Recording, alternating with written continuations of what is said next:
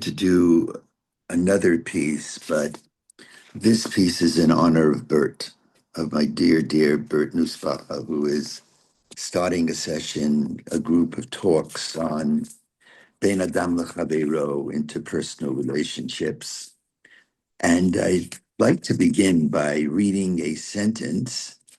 It can't go on the screen because it's something that Shuli is not in a position to do. And by the way, I want to thank Shuli. Last night we had a beautiful evening with the.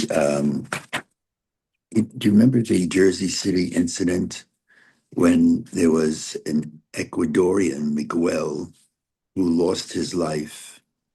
And so we tried to be there for his wife, Martha, and for his daughter, Amy. As a matter of fact, Tova, I remember I have a memory for this. I was at a birthday party of yours, Tova, and you know how much I love you, Tova, and it was at Shoshana's home.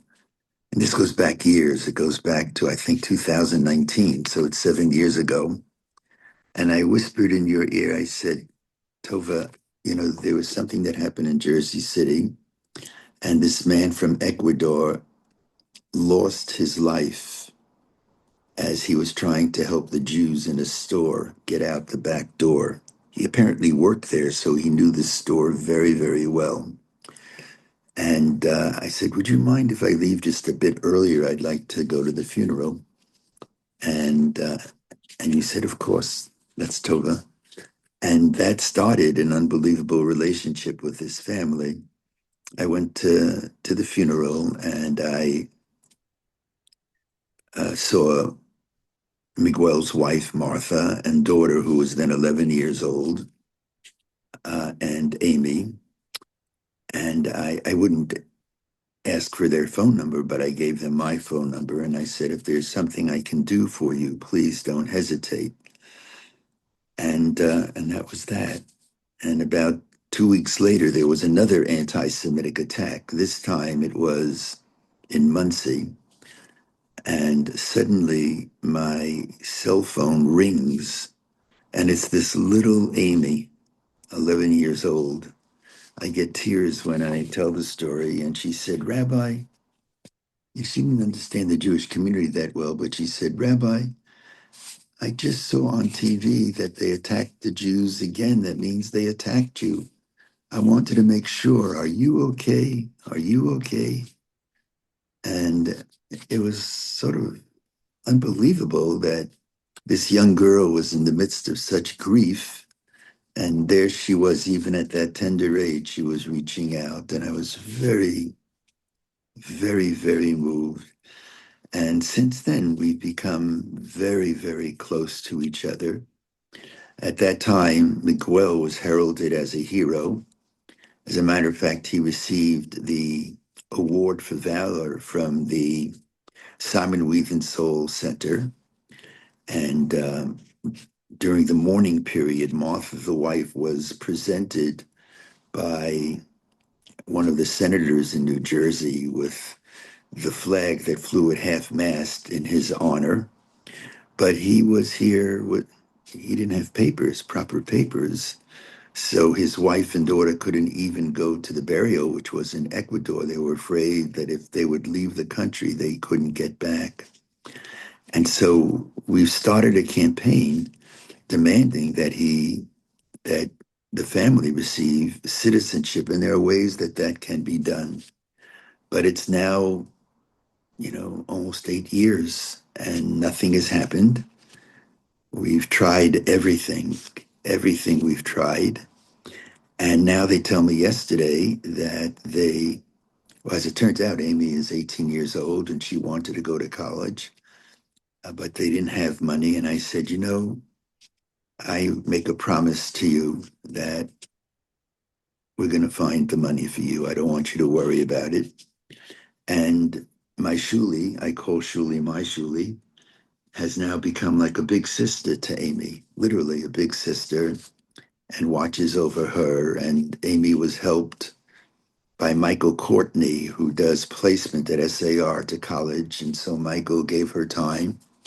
and she's an excellent student. She just finished her first semester at Seton Hall, and but in order to continue getting free tuition, she has to submit some IRS papers from her parents, and they're afraid to do so because of ICE, because they're not fully legal, even though their visa is pending. And then she said yesterday they were just at our table with some wonderful people translating. Gabriela de Beer often translate. Yesterday she couldn't, so others were here. Rafi and Marco and Toby was here. And I had tears in my eyes where she describes that they're afraid to walk out in the streets now. They're afraid because ICE is in their area. Now, I think there has to be, I don't want to get into the politics, but for me, it's not politics that, you need regulations and maybe you need some kind of group to make sure regulations are followed. But I do think it's out of control the way they've been handling themselves. And even this administration has understood that. But when you hear from two beautiful, innocent people that they're afraid that they're going to be grabbed, it just took my heart away. So I'm not sure how did I get into that. It's a heart wrenching story. Julie, would you remember? My memory's not with that wasn't meant. Oh, I'm sorry, because I was saying hello to Tova, and that's how that relation started. So maybe it was something else. Anyway, that's that story. So I want to read to you a sentence, chapter 23, sentence 12 from last week's portion. And it's a sentence about Shabbat. And I'm going to begin with that and ask for you to think about, you can jot it down, how this sentence relative to Shabbat, what stands out about it? Here's what it says from last week's portion, chapter 23, sentence 12. Sheshet yamim taseh ma'asecha. For 6 days you shall do your work. Uvayom hashvi'i tishbot. And on the seventh day you shall rest. Why so? Why so? Lema'an, so that. Now comes the reasoning behind Shabbat. Lema'an yonuach shorcha. So your ox will rest. People used animals for agriculture or what have you. Vachamorecha, and your donkey. V'inatesh ben amatcha v'hager. And also the son of your handmaid will be able to rest. The hager and the stranger will be able to rest. That's the sentence. Again, 6 days you shall work. On the seventh day you shall rest. Why? So that your animals and even, of course, slavery is abhorrent to us, but in those days, the exact translation that I'm reading from is so that your ox and donkey may be at ease, and your slave woman's, I don't like that translation, son and the stranger may be refreshed. With that, I want to open with what is normatively understood as the way we understand Bein Adam Lechavero. There is Bein Adam, first of all, Lamakom. There are laws which govern our relationship with God. Makom is the omnipresence. Makom speaks to a God who is everywhere, Bein Adam La Makom. And then there are laws that are called Bein Adam La Chavero, laws that govern our relationship with our fellow person. And that's the way most traditional commentators understand the placement of the Aseret HaDibrot, what is commonly translated the Ten Commandments, but more correctly, it should be translated the 10 statements or the 10 declarations. And that's why when you look at If you can imagine the 10 commandments, the 10 declarations in front of our eyes, the first five are normatively associated with laws governing our relationship with God. Number one, I am the Lord your God. Number two, you shall have no God other than me, God says, capital N. Number three, don't take God's name in vain. Number four, keep the Shabbat. After all, God created in 6 days and rested on Shabbat. So when we rest, we are offering homage to God. And number five is the big question because that's the commandment that says, honor your mother and father. And so the question commonly asked, why is that fifth commandment on the side of the Aseret HaDibrot, the first five, which don't deal with our relationship with our fellow brother, fellow sister, fellow person, but it deals with our relationship with God. What is it doing there? And actually, in the past, we've tried to offer some reflections on that. But stop the average person in the street and ask them, how does one understand the laws that govern our relationship with our fellow person? They would say it is distinct from the laws which speak to our link to God. And that's why the last five commandments, lo tignov, thou shalt not steal, or more correctly, in the Ten Commandments, thou shalt not kidnap.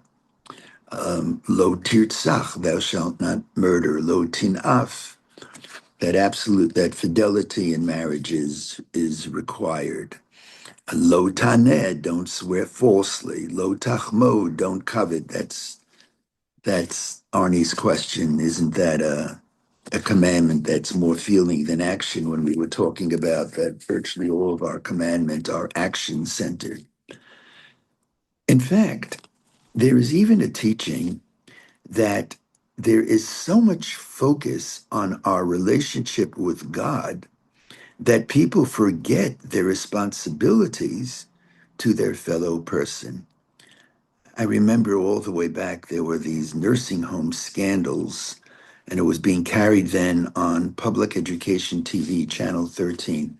I'm going back now more than 50 years. I won't name any of the people who were involved, but they were collecting government money from supposedly people who were their residents in the nursing home, but they were long dead. And many of these people, unfortunately, came from the Haredi community, came from the community that's identified with the more right.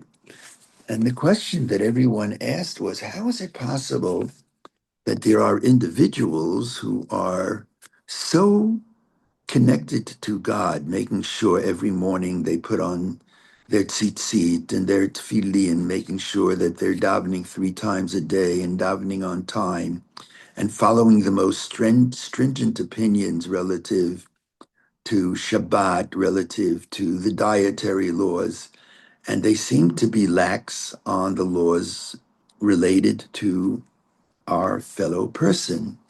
And as a matter of fact, when we normatively talk about somebody who is of faith, a religious Jew, we normatively associate it with God-fearing people. That's what Haredi means. Haredi comes from Chored, that is one who is trembling, one who literally is one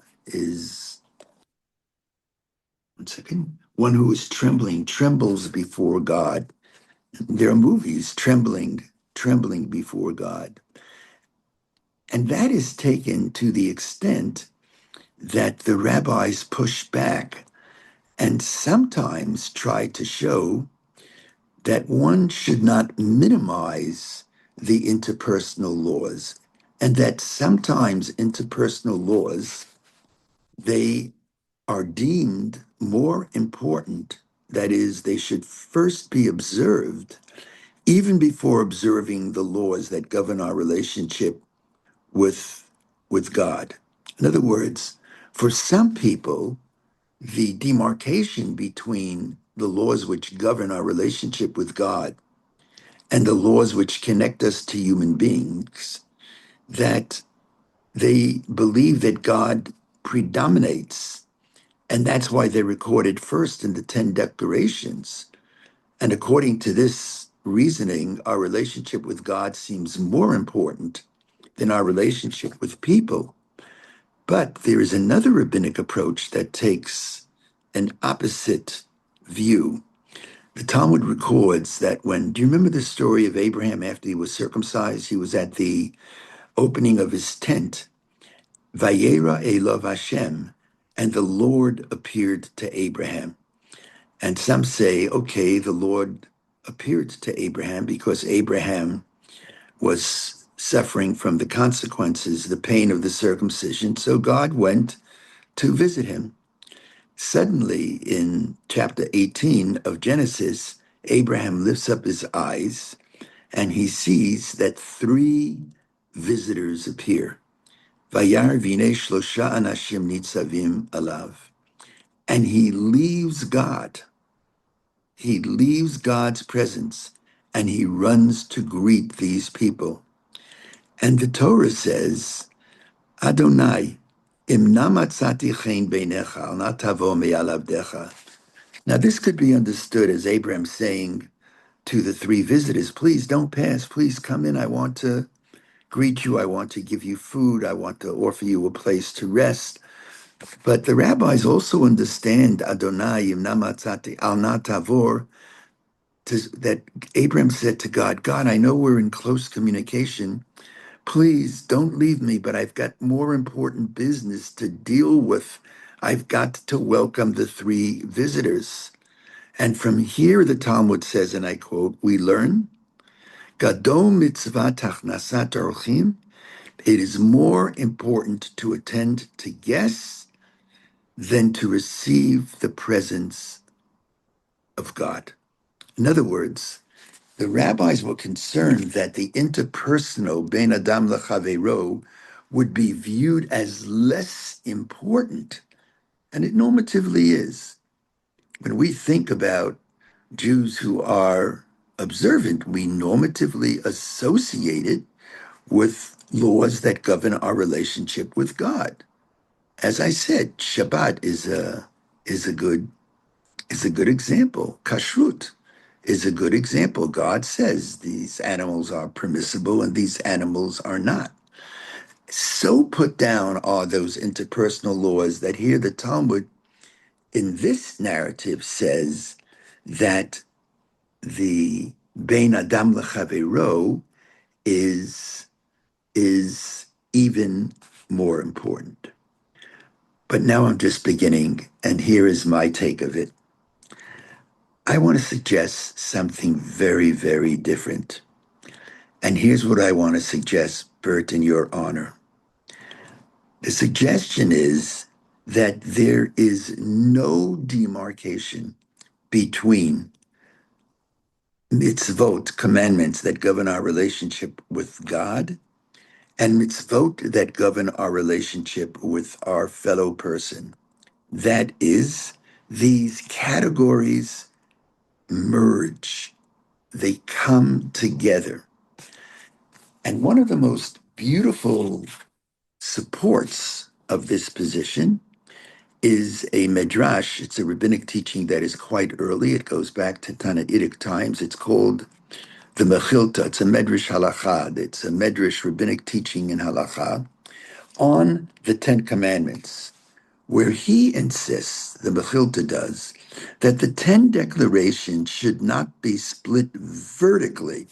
That is, if you look at the 10 Commandments, cut it in half, draw that vertical line.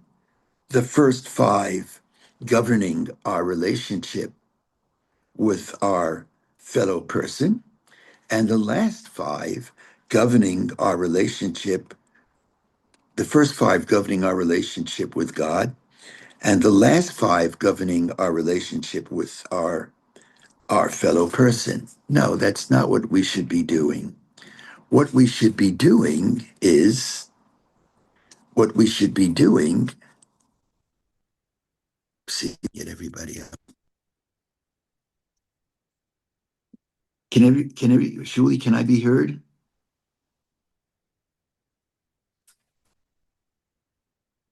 I hear you. Okay. Actually, there was a call coming in from Richie Torres, whom I called last night about this case we were talking about. Let me see if I can get it. Now I have everybody out. So, in other words, don't split the Ten Commandments vertically, split it horizontally. Now, if we split it horizontally, that means the first commandment is lying near the sixth commandment, right? I am the Lord your God is opposite lo titzach. Thou shalt not murder. So what this open your hearts now. What this teaching says is, if I murder another human being, I've not only murdered that human being, I have violated God, because in every human being is the image of God. And so murdering a pair, my fellow person is also murdering that image of God, which is manifested in that victim, in that image of God has been diminished. There is less of God in the world. So, what I wanted to argue is every violation of an interpersonal law, if I cause pain to my fellow person, I've not only caused pain to my fellow person, I have done a misdeed relative to God. I have violated God as well. I violated God as well. Or think about lo tignov, thou shalt not steal. Well, if I'm stealing, I'm taking, this is now the seventh commandment, something which belongs to someone else. It's not mine. It's uniquely that person's.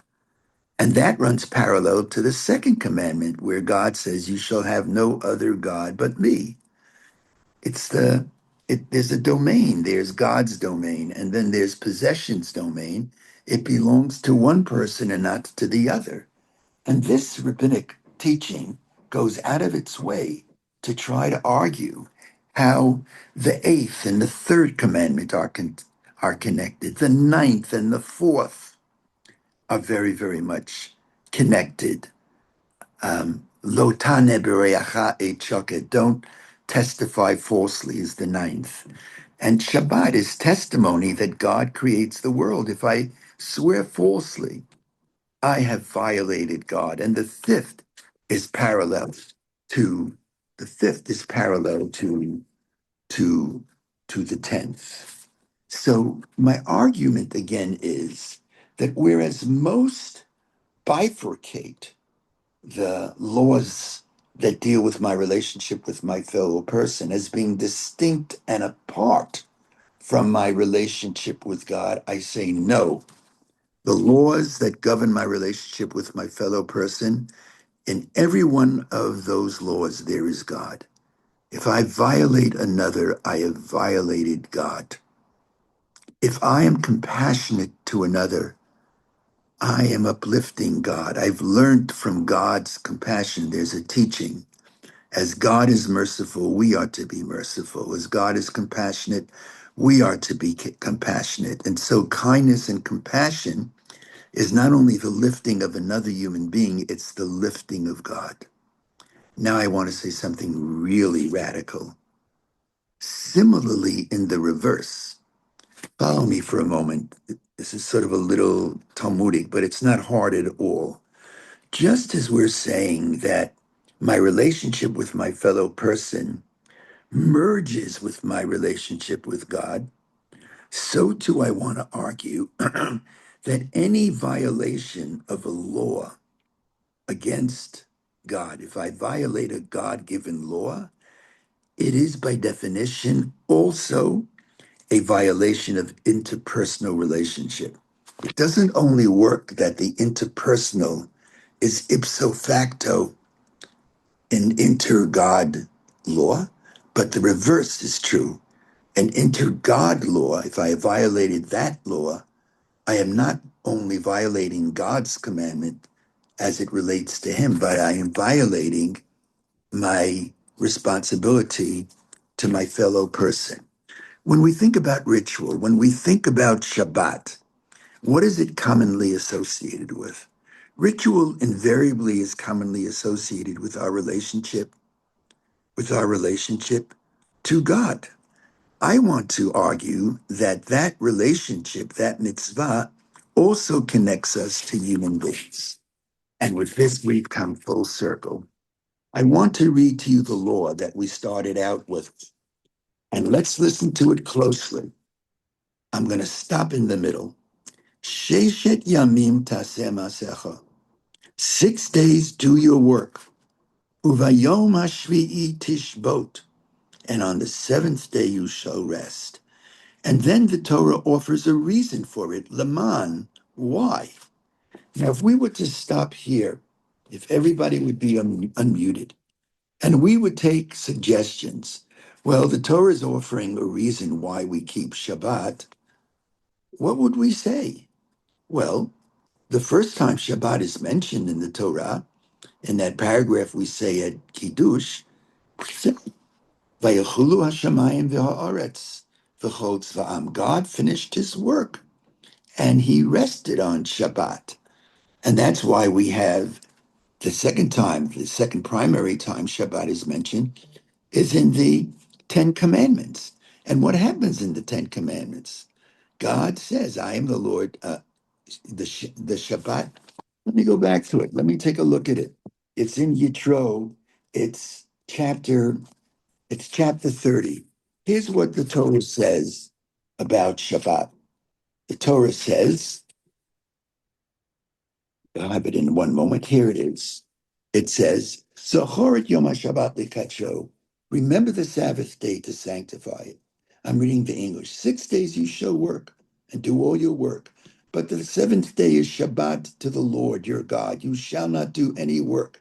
You and your son and your daughter, it goes on. For in 6 days the Lord made the heavens and the earth, the sea and all that is in them, and he rested on the seventh day. Therefore, the Lord blessed the seventh day and sanctified it. And as he rested, you should rest. So we would think that in this sentence, the third time Shabbat is mentioned in the Torah, where it says, 6 days you shall work, and on the seventh day you shall rest. And then it says, for this reason, okay, we keep the Shabbat because it's on this day that God rested. So this is a law which is uniquely speaking to our relationship with God. But if we continue that sentence, that's not what it says. This sentence of Shabbat in Exodus chapter 23, and it's between the Revelation stories, when it talks about Shabbat, doesn't mention God's name. Here's what it says: 6 days you shall do work, but on the seventh day you shall rest, that your animals shall rest, that your children should rest, that all in your house should rest, that your stranger should rest. While Shabbat is often associated with imitating God, who rested on the seventh day, in this sentence, God is not at all associated with Shabbat. His name is not mentioned. The Shabbat, which seemingly speaks about our connection to God, similarly speaks about our responsibility to our fellow person. In other words, Shabbat doesn't only teach us something about God, that he rested on the seventh day, it teaches us something about human relationships and our responsibility to others. It tells us that rest on Shabbat. Why? So that all in our household will rest without distinction. Shabbat is the great democratizer, the great equalizer. It involves all people, whatever their station in life. And so, my conclusion that the human to God and human to human laws do not stand independently, but rather intersect, complementing and ennobling each other. So while I know that there are laws of interpersonal relationships which are often studied independent of interhuman God relationships, I am arguing that in the best of the worlds, there is no demarcation between the two. As a matter of fact, if you look at the laws which are found in the Tractate Kiddushin, which talk about kibud av va'em, the specifics, the details of how we respect and show honor to our mother and father, right there, it talks about how we show respect to God. You can't speak about one with the other. There is no honoring God without understanding our responsibility to honor another human being. There's no honoring another human being without understanding that doing so is also honoring God. And the flip side, that desecrating another human being is a desecration, of God's name. And I think this is a fundamental teaching. It's one way in which the Jewish laws of ethical monotheism, ethical behavior, parts company with general law. Often, general law is not associated with God at all. But here in Judaism, the interpersonal laws, it's not only a violation, as we've been saying, of my sister human being, but it is a violation of God as well. So I want to stop here and open it up and